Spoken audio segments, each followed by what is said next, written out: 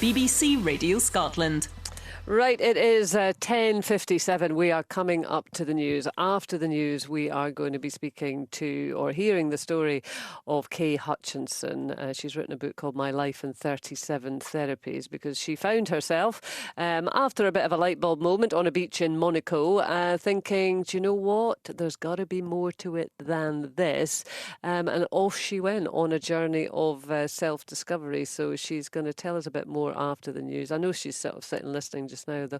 Are you there, Kay? I am indeed. Oh, you are? And that is genuinely where this all began. Was it on a beach in Monaco? Yeah, indeed. Well, my book starts when I'm 6 years old, but the big dramatic change was in the south of France when I was on holiday. So, yes, it was a bit of a change, and it set off this journey of trying lots of therapies. It wasn't a plan. It kind of happened organically, but I realised that I needed to look at my life and make some changes. Was it a light bulb moment, or were you kind of building up to change?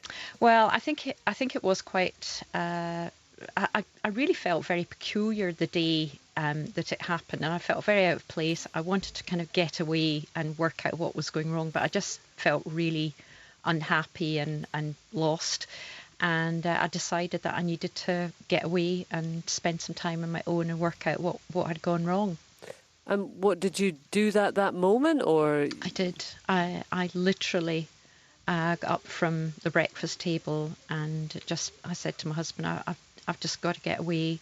He tried to obviously go and change the flights, and I said, no, I want to go on my own, because he'd actually arranged another part of the holiday to avoid all the masses of people leaving the Grand Prix, and I basically said, no, just let me go on my own, and he stayed on. Wow. Well, we will pick up that story after 11. That's Kay Hutchinson, and she will tell us what happened after that point when she just got up from the breakfast table, left the holiday in order to pursue another path, and a very interesting path it is. On digital radio, FM, medium wave, and BBC Sounds. BBC Radio Scotland. Oliver Jones has the news. Campaigners who claimed the UK government. Mornings with Kay Adams on BBC Radio Scotland.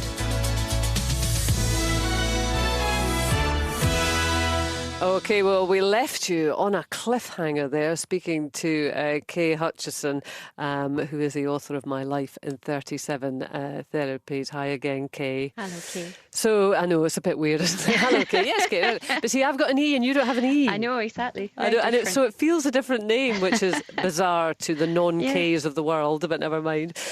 So we left you at the breakfast table on holiday in the south of France with your husband. You had an uneasy feeling and you just felt compelled to kind of leave at that moment. And what? ... So I did catch a flight home and immediately started to think, what am I going to do? Because I just need to be on my own. And I went to my GP, who couldn't really believe what was happening, but she thought, there's something wrong, obviously dramatically wrong here, so sent me for tests. And she probably thought, it's probably the sort of hormones kicking in. But in the meantime, she sort of suggested, why don't you go and get some counselling? And I actually went for a massage to try and calm me down and actually work out what was going on.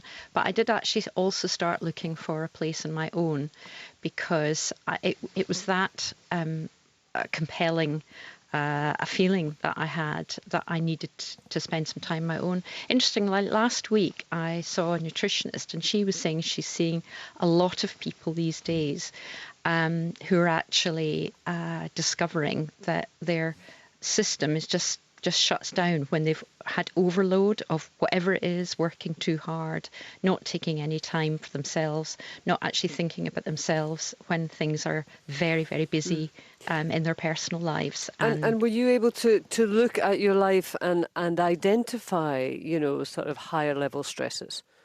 I think it was only looking back after it's a few years actually of doing all these different therapies and actually going to counselling and all the rest of it, that I realised that there were a number of things in my life that I really hadn't dealt with properly. The death of my mother, going through her cancer. It was 4 years of really miserable treatments. And also just after she sadly died, I discovered a lump on my husband's throat, and he too had a form of cancer.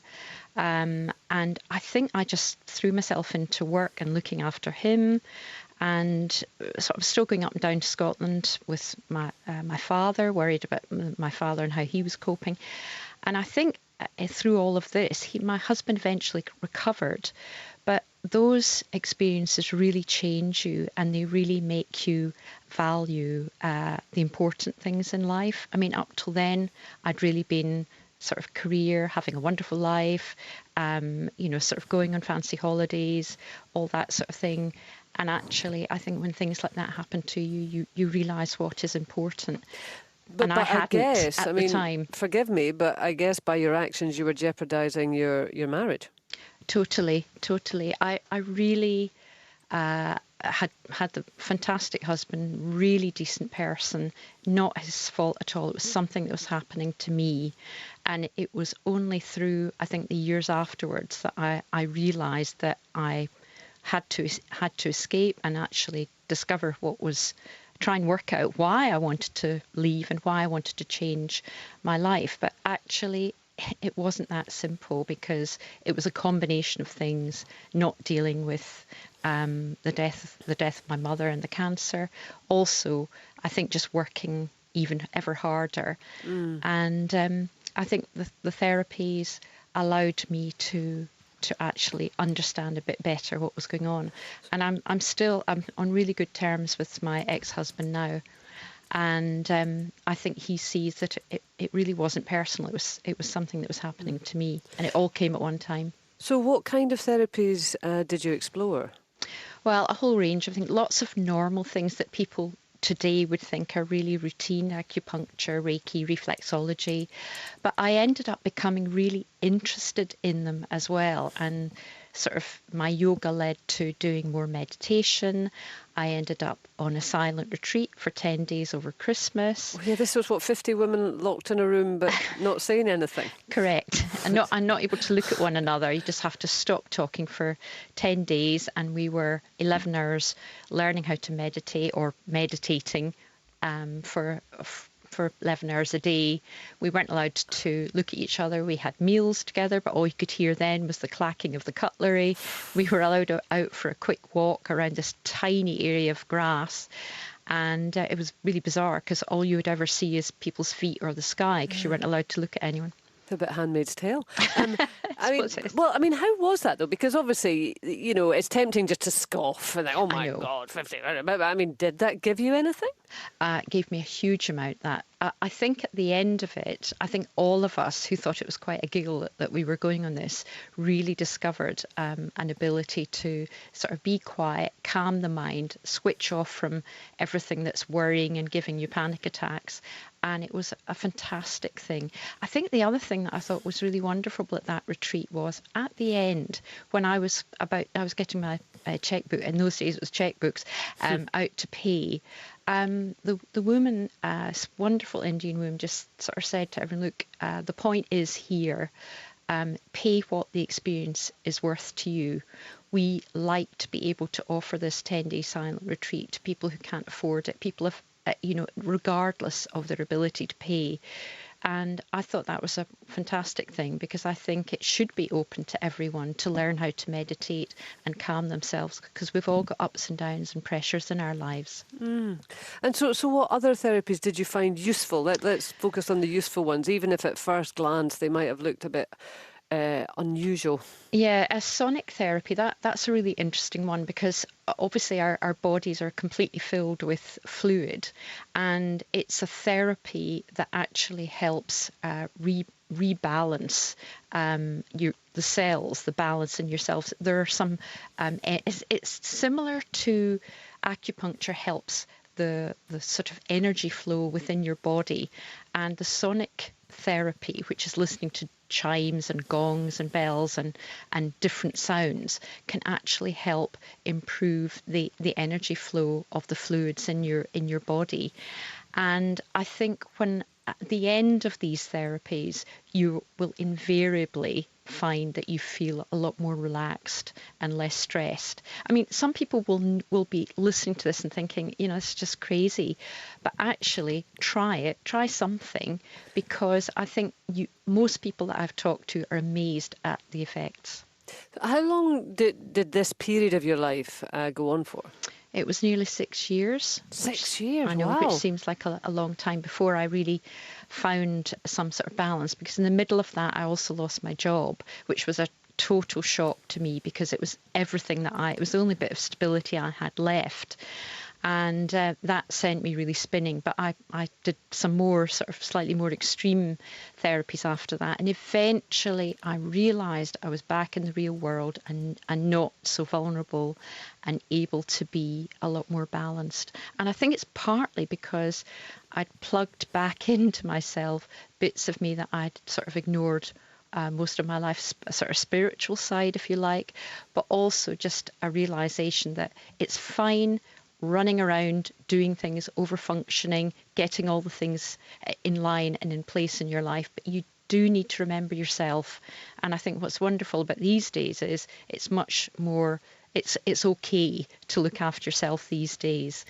I just wonder, though, given that you were saying, and I'm sure a lot of people would relate to you, that you had got to a stage in your life that you were busy, you had a busy job, obviously you had, caring responsibilities for your mum, your dad and your husband, etc.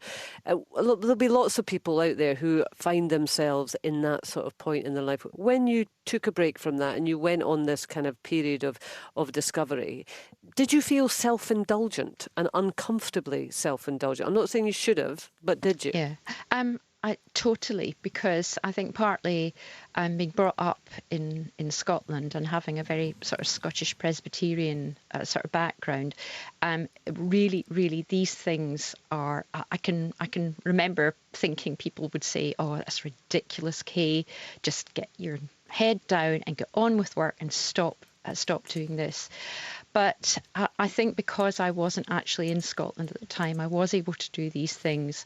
And I definitely had that voice in my head all the time, sort of self-critical, dealing with the guilt of that as well, and the guilt of what I had done to my husband as well. But, you just have to get on with it. I couldn't deny how I was feeling.